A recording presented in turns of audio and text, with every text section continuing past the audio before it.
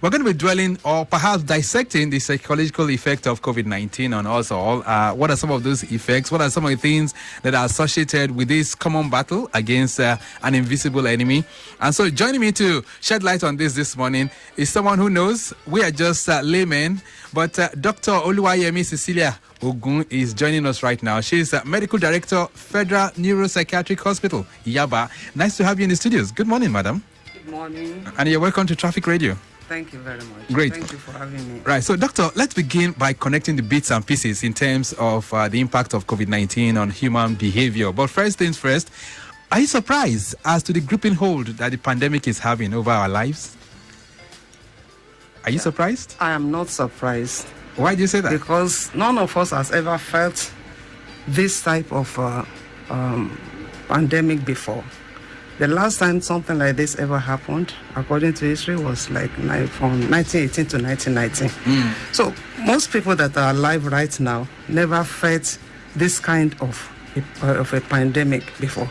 So it's something that is causing a lot of disruptions in the life of every member of society. It's something that is causing psychological distress across the wide variety of people. It is something, an infection that is not like any other thing that any of us has ever seen before.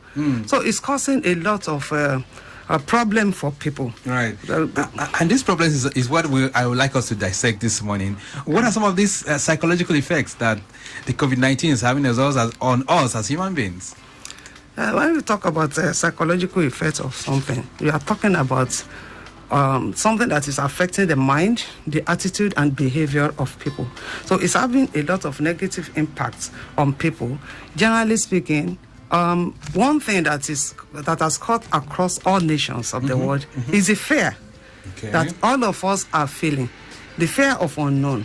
Nobody is saying we are all. It's a raging battle that everybody is fighting, right? And we don't know which war. We don't know who is having what at this particular moment. Right. So a lot of psychological distress, like I said. So apprehension is one. The apprehension, anxiety, and people are very, very fearful.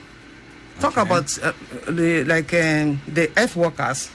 You've had across the nation, people will take people to hospital, and then there's nobody to attend to them. Right? As if it's only COVID-19 that is available, that is killing people.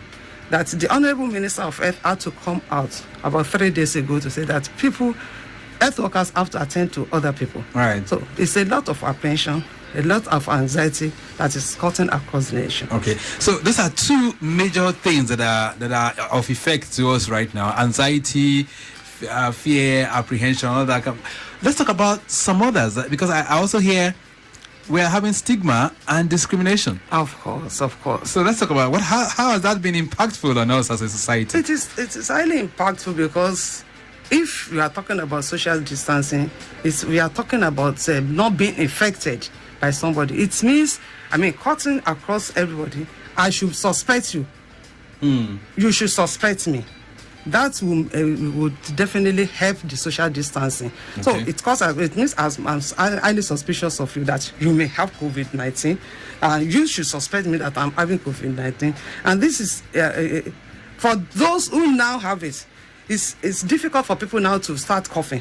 If I start coughing now, the first thing in fact, I'm afraid to cough because you may think I've become stigmatized. Right. You may think that I have COVID-19. Right. For those people who have had it, nobody wants to go near them. Okay. The story is told of a family that is infected and they don't even know where to keep the children. Friends are not ready to take those children, for obvious reasons. Right.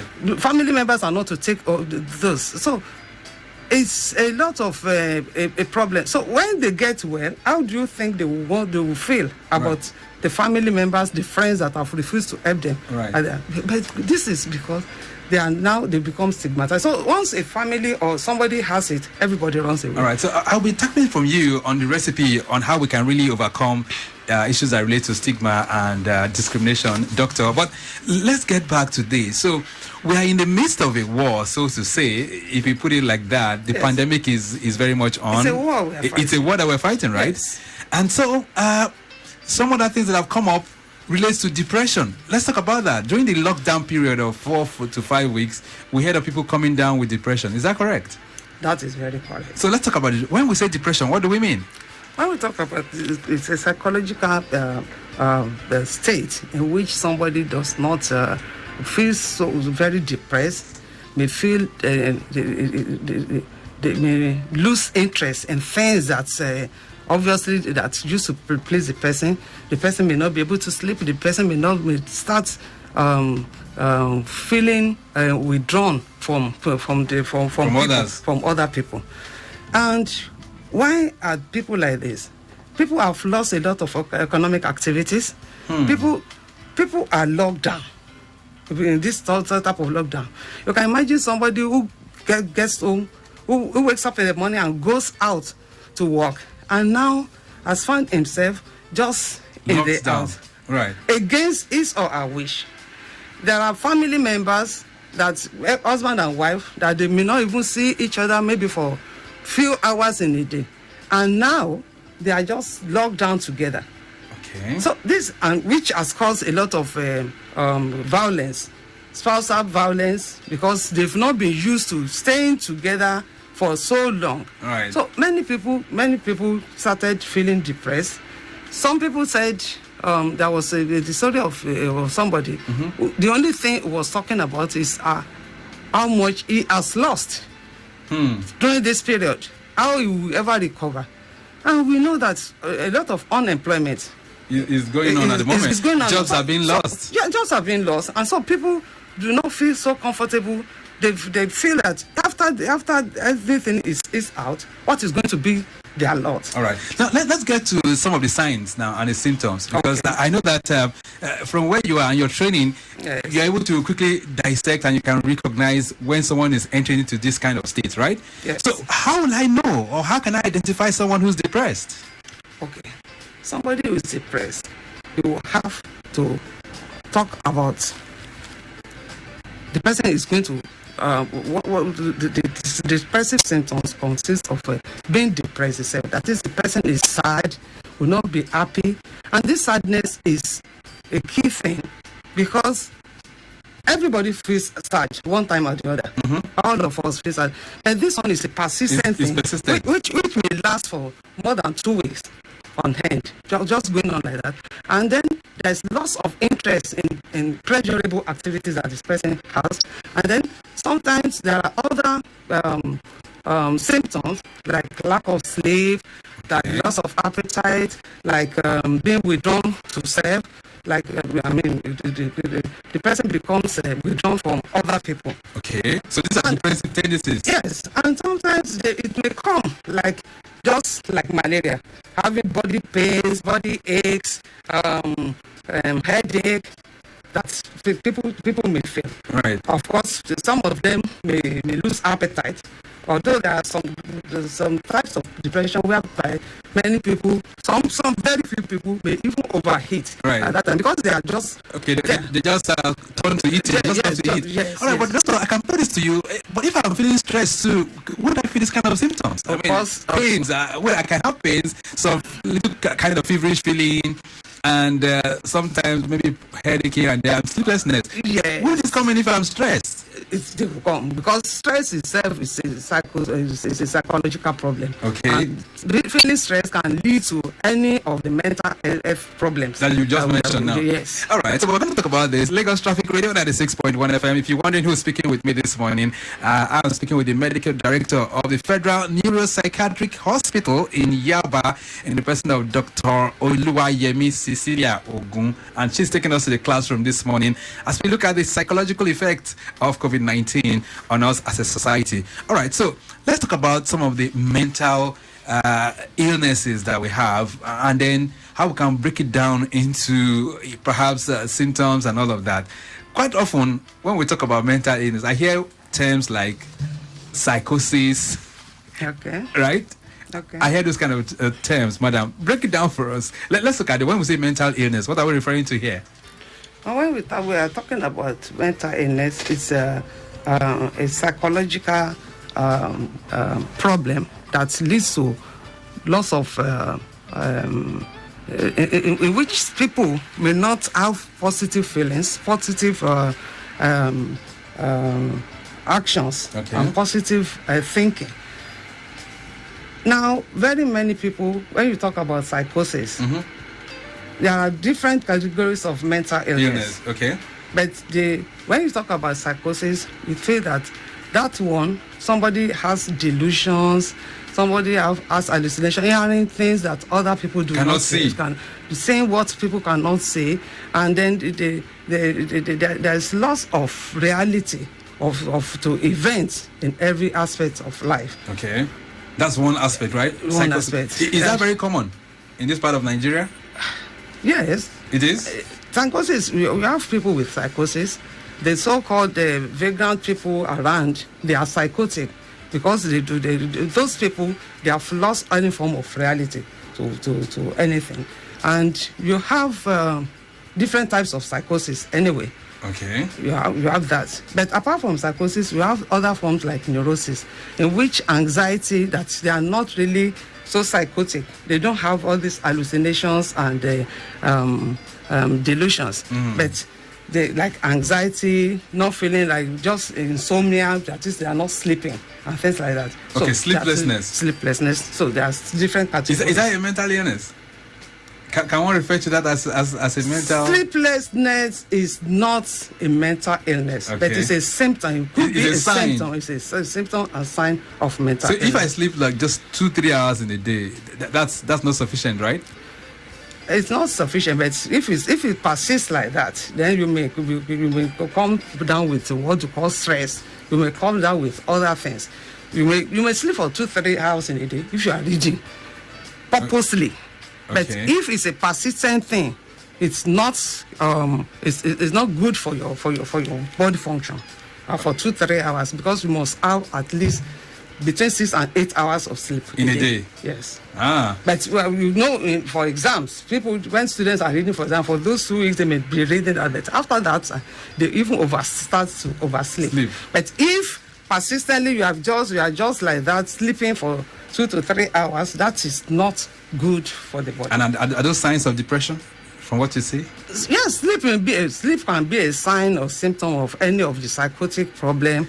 Many people that are psychotic come down with sleeplessness. Right. It may be a sign of depression, but it is not depression. Right. So, madam, is there any ailment or any mental ailment or illness that is associated with excessive joy or happiness? Is there anyone like that? Yes.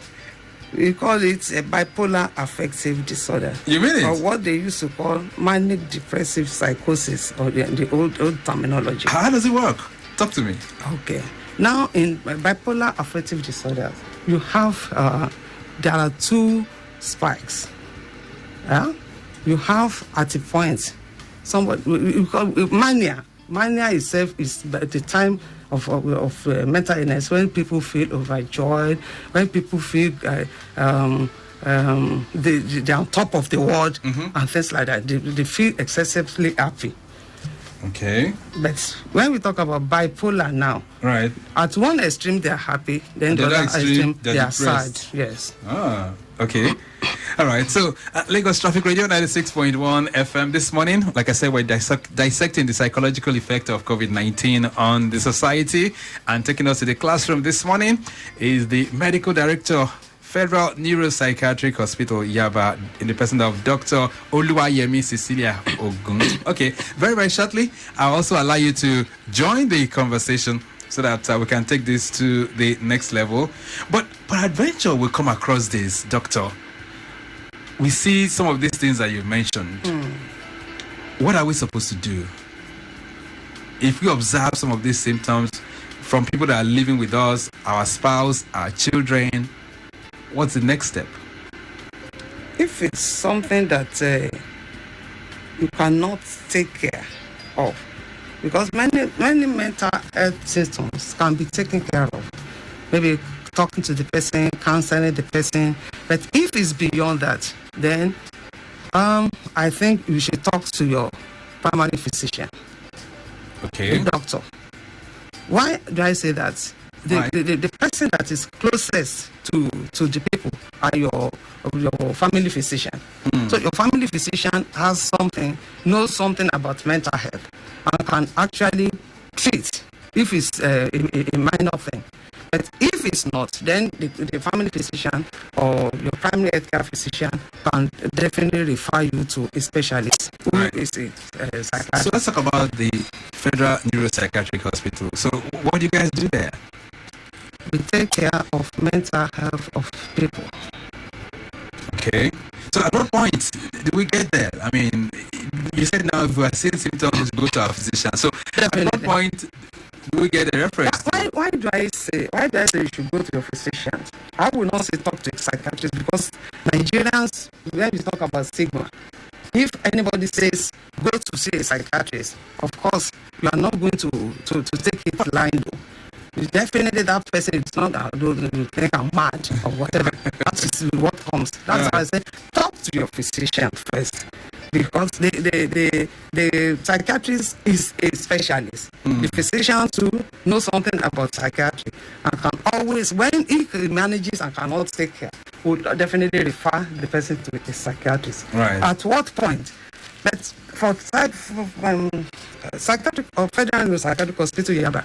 Yes, I've said you should talk to your physician. All right. You can always, it's a walk-in hospital. You don't need a referral. Okay. I say it. Federal Neuropsychiatric Hospital, Yaba doesn't need it's a tertiary hospital that you don't need a referral. If anything, then you can just walk into the emergency. All right. And then we'll do the needful. Okay.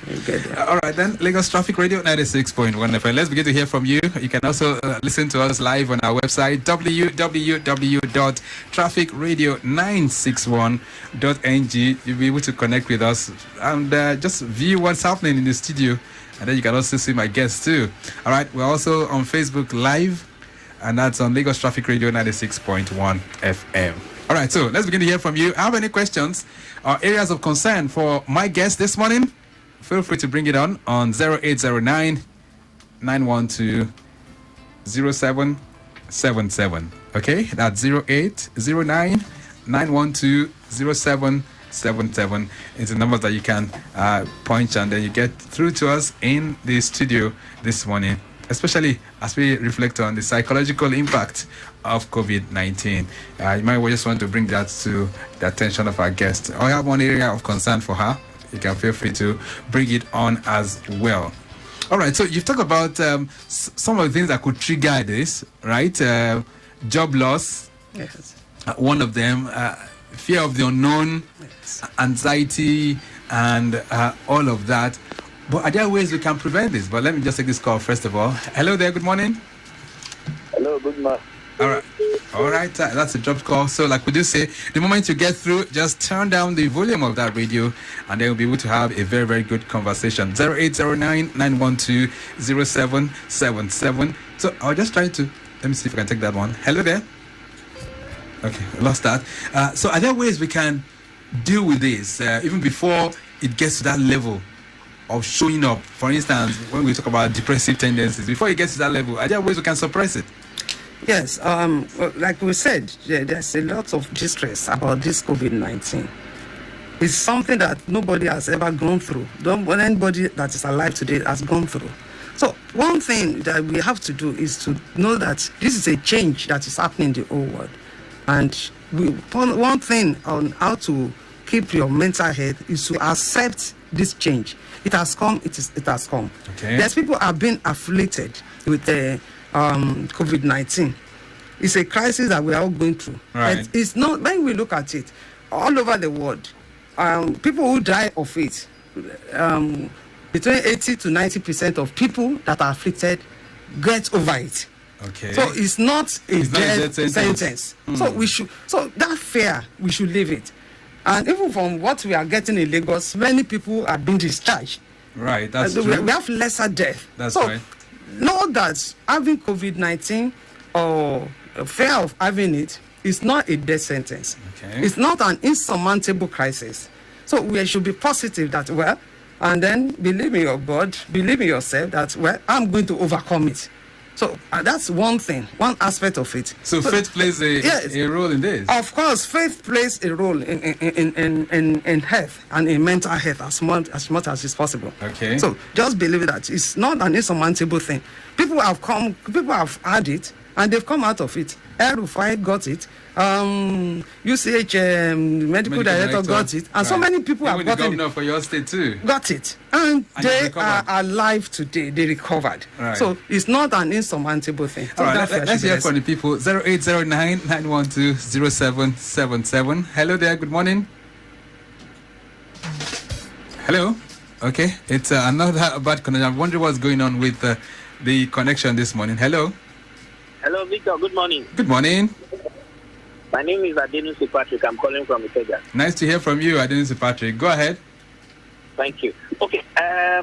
My friend has a security man who traveled to the north 3 months ago. Okay. This morning, the malam is at the gate. He just knocked, and my friend said, "Who is that?" He said he's the one. So the question now is, where can he do a COVID test for this young man before he allows him into his compound? If they are in Lekki. COVID tests? Yes. Okay. All right. We'll try and see what the sampling centers that we have around Lekki. We'll look through the list that we have here. Okay? Thank you. And Madam has done a very good job. Thank you for the advocacy. Thank you, sir. Thank you, sir. All right. Lekki zone. All right. Sampling centers. We'll try and see how we run through that as well. 0809-912-0777. We're talking about the psychological effect of COVID-19 on the society, and Dr. Oluwayemi, Cecilia Ogun is taking us to the classroom this morning. Feel free to ask her any question. Good morning. Hello. Good morning. Good morning. Yeah. My name is Mrs. Bakari. Mrs. Bakari, where are you calling from? I'm calling from, I'm in the go slow of my 12. Okay. Let me answer Mr. Patrick first. Okay. We have the sample center, the testing center in all the local governments. If they are living in Lekki, let them go to the Lekki Secretariat and ask where their sampling center is. Right. And then that particular person cannot meet with them until they have gone through 14 days quarantine. Yes. Okay. Because if it tests negative today, tomorrow it may start running other symptoms. So apart from test, the guy should be on quarantine for 14 days. 14 days. Yes. Very good. Then regarding the issue of fear, I think the problem we're having now is more of people not really aware of what and what they should think about in terms of COVID-19. Like Madam has rightly said, yesterday you are having a program, and I think it was a calling program. Yes. And the man was coughing at the other end, the maritime man. Yes. And I was saying, thank God, Victor is not with this man in the studio. Because he was coughing, he was sneezing, if you remember. Right. That's correct. So people, that coughing and sneezing is something that's taken out for. And then the issue of stigma, a lot needs to be done. A lot needs to be done. Because of stigma now, you are losing people. Yes. Before I woke up this morning, I was having some stomach disturbance. I said, God, let me be able to take care of this. Because I got to hospital now, they will say it's COVID-19. And so, it's so funny. Right. I was so scared. I said, what will happen if I cannot handle this at home? So we need to talk so much on stigma that people should know that, like she has said, it's not a death sentence. Right. And that whoever has it and has been treated cannot reinfect another person. Okay. Yes. All right. So and the fear, I beg everybody else, even me that I'm talking, I know so much about it. I still have fear. Wow. Every time I check my temperature, if I have headache, I've been committed, I'll check my temperature. So the fear is there, and it's really affecting most A lot of us. people. Okay. So the government needs to do a lot. In a that lot area. of advocacy, a lot of sensitization. Okay. Even as they are telling us the signs and symptoms, let them also tell us that do not have the fear. This is what we should do. This is So I want to appreciate you for this that you have done. All right. You can see I cover my nose. That's why you don't hear me. Yeah. Thank you very much, Mrs. Bakari, for adding your voice to the conversation. Thank you. All right. So, I didn't say, Patrick, you heard it. Ibejuleki Secretariat, the person can go there and do a sample. But like we've always advocated, if you suspect that anyone is coming from outside town, please ensure that the person is properly isolated. Okay, so let's all be ambassadors. Let's be like that man in Ekiti who didn't allow his son to come to the house because he just wanted to ensure that some of these measures are upheld. All right, but let's hear from you. 0809-912-0777. We're looking at the psychological impact of COVID-19. What have you seen? What have you observed? And perhaps you are seeing one of those symptoms in your neighborhood as well. You can bring it to our guest this morning. Hello, good morning. Hello, good morning, Mr. Victor. Good morning. How was Very good. Who am I speaking with? This is Mr. Patrick calling from Mr. Patrick. Oh, Patrick, you're calling from where? Cement. All right. You need to speak up a bit because your phone is a bit low. So go ahead. What my suggestion that Mr. Patrick was saying in French security, right? But the government say there's no movement from state to state. Where the mother get more to enter Lagos? That is true. Where the mother get more to enter Lagos? That's true. But this is not funny. This is not matter. Right. That's be locked down. So how did he get to Lagos? How did he get to Lagos? Okay. So let's assume. After the federal government, after you get more to enter Lagos, where the traffic is locked down. Right. Okay. All right. But are you entertaining any fears right now from this COVID-19, Patrick? Or do you have anyone who's showing some levels of anxiety in your neighborhood? I don't have anyone. Like I'm saying, what is one? Just say, the year later I call you, I say I'm a transporter. Who brings that street? Then I'm at home. I didn't get anywhere. Okay. All right. That's good. That's our government want to do better. Let the first need to do for this. Now, at the first time, when it will start, what they have to stay in, they don't go anywhere. People are still moving. It's something that all the security agents, when they put outside, they are collecting bragging. People are still moving there. Why is it like that? Okay. All right. Thank you very much, Patrick, for your comments and your contribution. All right. Very pertinent question he asked. I mean, he observation he raised there, Dr. Ogun. How did that person move interstate? Quite unfortunate. But I will take one more before I get back to you. 0809-912-0777. We're looking at the impact of this, especially COVID-19, on us all as a society. Good morning. Good morning, sir. Good morning, madam.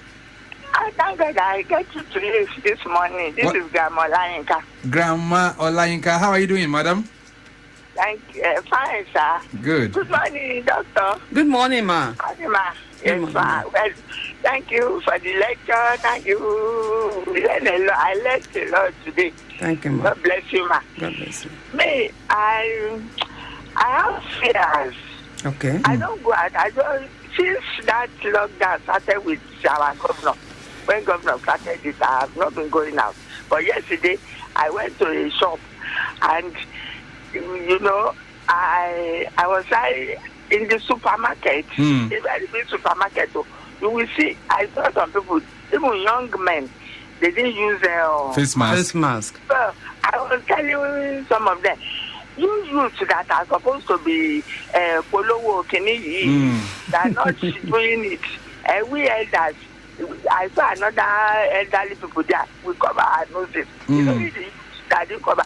One said, Grandma, I just came out since that day today. I said, it doesn't matter. Any minute, anything can happen. Then, my fear again, like the last caller that said, I did that mal and get here.